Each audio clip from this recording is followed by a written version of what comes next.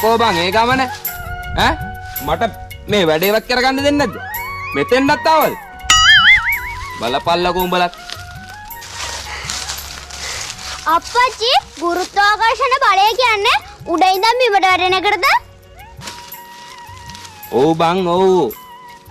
ගුරුත්වාකර්ෂණ බලය කියන්නේ උඩ ඉඳන් බිමට වැටෙන එකට තමයි. දැන් උඹ ඕක අහන්නද ඔය මරලා තෝනේ දීගෙන දුවගෙන ආවේ?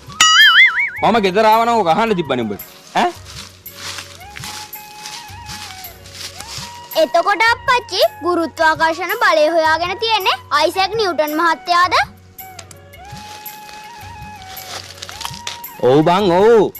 අයිසැක් නිව්ටන් මහත්තයා තමයි ගුරුත්වාකර්ෂණ බලය හොයාගෙන තියෙන්නේ.